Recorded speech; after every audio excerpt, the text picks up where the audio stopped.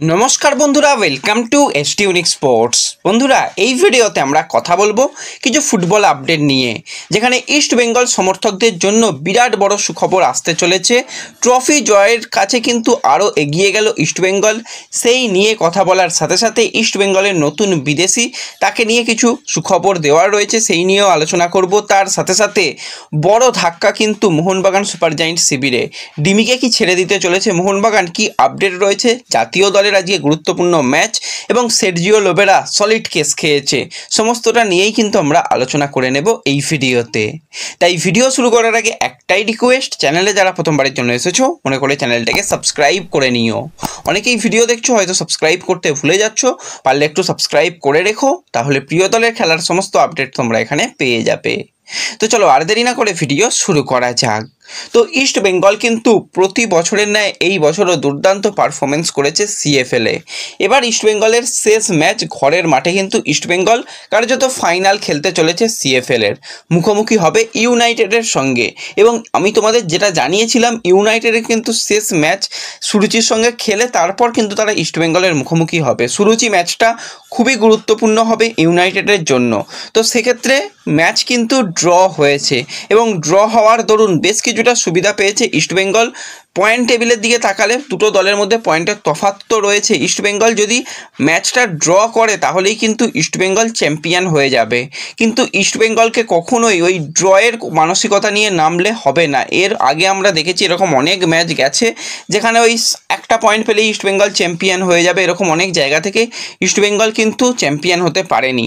তো সেক্ষেত্রে শেষ ম্যাচ ঘরের মাঠে খেলা, এবং সমর্থকদের সামনে ইস্ট বেঙ্গলকে কিন্তু একটা জয় তুলে আনতে হবে, এবং সেই জয় দিয়েই কিন্তু সিএফএল চ্যাম্পিয়ন হওয়া উচিত ইস্ট বেঙ্গলের। এবং দুর্দান্ত ছন্দে রয়েছে বিনয় জর্জের ছেলেরা, সেখানে প্রত্যেকটা প্লেয়ার খুব সুন্দর পারফরমেন্স করেছে। তো শেষ ভালো যার সব ভালো তার। ফাইনাল ম্যাচ, তো ফাইনাল ম্যাচে ড্রয়ের কোনো মানেই হয় না, তো সেই ম্যাচ জিততে হবে এটুকু আমরা আশা করি, এবং ইস্ট বেঙ্গল সেই জয় দিয়েই কিন্তু ট্রফি ঘরে তুলে নিতে পারবে। এবং শেষ ম্যাচ ঘরের মাঠে খেলা, 22 তারিখে খেলা রয়েছে। কারা কারা মাঠে যাচ্ছ আমাকে কিন্তু অবশ্যই কমেন্টে জানিও।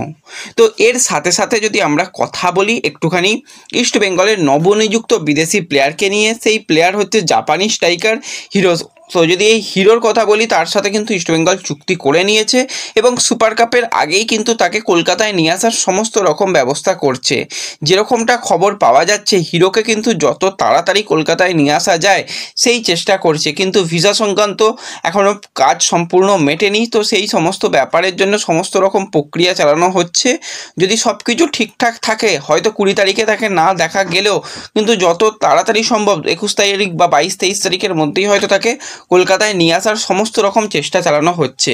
এবার যদি সব কিছু ঠিকঠাক হয়েও যায়, তো সেক্ষেত্রে খুব তাড়াতাড়ি সে কিন্তু কলকাতায় আসবে, সেটাই শোনা যাচ্ছে। কবে কখন কলকাতা বিমানবন্দরে পা রাখছে, পরবর্তী সময় ফাইনাল আপডেট এলে তোমাদের সঙ্গে সেটা আমরা অবশ্যই শেয়ার করে নেব।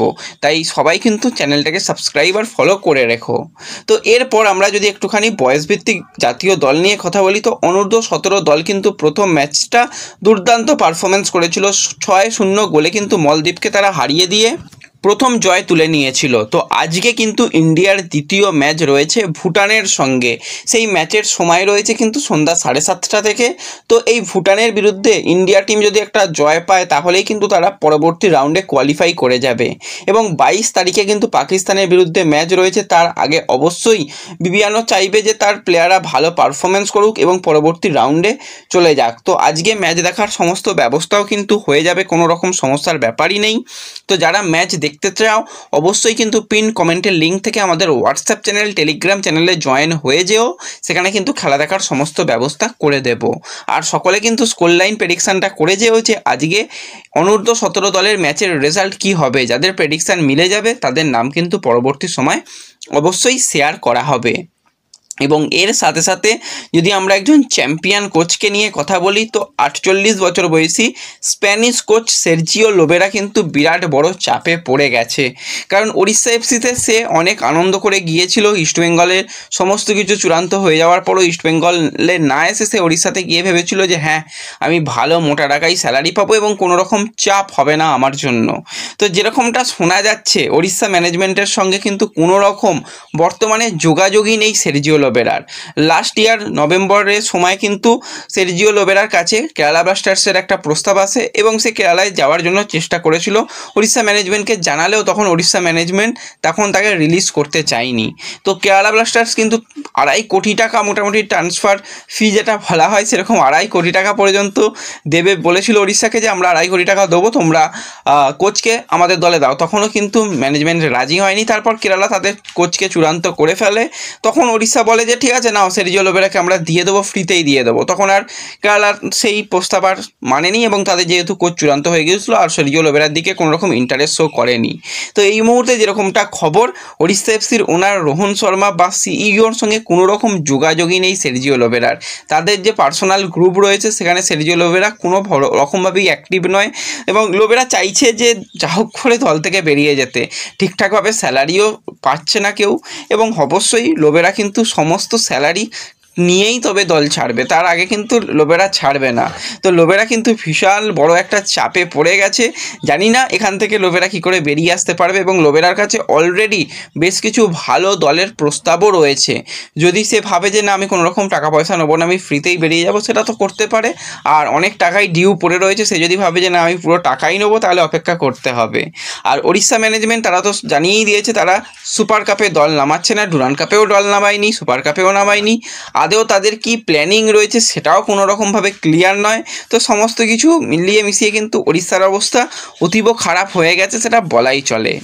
তো এবার আমরা যে বিষয়টাকে নিয়ে কথা বলবো সেটা হচ্ছে মোহনবাগান সুপার জায়েন্টের নয়নের মণি ডিমি পেট্রাটসকে নিয়ে। তো 32 বছর বয়সী এই অস্ট্রেলিয়ান অ্যাটাকার কি এবার মোহনবাগান ছাড়তে চলেছে? দেখো, নিজস্ব সোশ্যাল মিডিয়াতে ডিমি কালকে হঠাৎ একটা পোস্ট করে এবং সেই পোস্টে কোনো রকম কিচ্ছু লেখা নেই। সেখানে দেখা যায় সে সমর্থকদের দিকে তাকিয়ে একটা হাততালি দিচ্ছে এবং বোঝাই যাচ্ছে যে সে খুব একটা ভালো অবস্থাতে নেই। তার সাথে কিন্তু কোচের একদমই ভালো সম্পর্ক নেই, এটুকু আমরা দেখে নিয়েছি আহাল ম্যাচে এবং সেখানে দেখেই বোঝা যাচ্ছিল যে কোচের সঙ্গে মিলছে না কোনোভাবে। তো তার আগেও প্র্যাকটিসেও এরকম অনেক ঘটনা ঘটেছিল, সেখানে কোনোভাবেই ডিমিকে পছন্দ নয়। ভাই, যাকে পছন্দ নয় তাকে তো রিলিজ আগেই দিয়ে দেওয়া যেতে পারতো, এখন রিলিজ দিয়ে কি হবে? তো যেরকমটা শোনা যাচ্ছে যে দুই পক্ষ মিলে এরকমই সিদ্ধান্তে আসতে পারে যে আর ডিমি পেট্রাটসকে হয়তো সবুজ মেরুন জার্সি গায়ে দেখা যাবে না। এরকম একটা বড় হয়তো সিদ্ধান্ত আসতে পারে, সেটা হওয়ার সম্ভাবনা অনেক অংশই বেশি। আজকে তো মোহনবাগান সুপার জায়েন্টের প্র্যাকটিস ছুটি দেওয়া রয়েছে, আগামীকাল থেকে প্র্যাকটিস হবে। আজকেই হয়তো কিছু বড় আপডেট আসার সম্ভাবনা রয়েছে। সম্পূর্ণ ব্যাপারটাই কিন্তু এখন 50-50 অবস্থাতে রয়েছে। খুব সম্ভবত হয়তো ডিমিকে ছেড়ে দিয়ে সেই জায়গায় একটা মিডফিল্ডারের সন্ধানে রয়েছে মোহনবাগান সুপার জায়েন্ট, সেরকমটাই হওয়ার চান্স রয়েছে। কিন্তু ডিমি যে পারফরমেন্সটা সবুজ মেরুন জার্সি গায়ে তুলে ধরেছে, অনেক বিদেশি এলো গেল, কিন্তু ডিমির মতন পারফরমেন্স সত্যি অনেকেই দিতে পারেনি। 2টো কাপ জেতা, 2টো শিল্ড জেতা, ডুরান্ড কাপ জেতা এবং বড় ম্যাচ যখনই হয়েছে ডিমি জ্বলে উঠেছে। সেটা যদি তোমরা দেখো বেঙ্গালুরুর সঙ্গে ফাইনাল ম্যাচ, সেখানে ডিমি জোড়া গোল করেছিল। ডুরান্ড কাপের ফাইনাল ম্যাচ ডিমির গোল ছিল। শিল্ডের ম্যাচেও কিন্তু সেই ডিমিই কিন্তু ভরসা ছিল। তো সেই ডিমিকে এরকমভাবে ছাড়াটা মনে হয় না খুব একটা ভালো ব্যাপার হচ্ছে। মোহনবাগান সুপার জায়েন্টের জার্সি গায়ে 90 ম্যাচে 32টা গোল, 21টা অ্যাসিস্ট এই ডিমি পেট্রাটসের রয়েছে। তো ছেড়ে দিলে এইভাবে সত্যি খারাপ লাগবে, কারণ আমারও খুবই পছন্দের একজন বিদেশি প্লেয়ার। অনেক বিদেশি প্লেয়ারাই থাকে এরকম, স্টুয়ার্টকে ছেড়ে দেওয়া, তারপর ডিমিকে ছেড়ে দেওয়া, হুগোকে ছেড়ে দেওয়া, এই সিদ্ধান্তগুলো খুব একটা ভালো সিদ্ধান্ত নয় বলেই মনে হয়। যাই হোক, দলের ঊর্ধ্বে কেউ নয়, যা সিদ্ধান্ত আসবে সেটা অবশ্যই মেনে নিতে হবে। তো এই ভিডিওতে এটুকুই আপডেট শেয়ার করার ছিল। ভিডিও ভালো লাগলে লাইক শেয়ার করে দিও, চ্যানেলে প্রথমবারের জন্য এলে সাবস্ক্রাইব করে নিও। দেখা হবে পরবর্তী ভিডিওতে। ধন্যবাদ।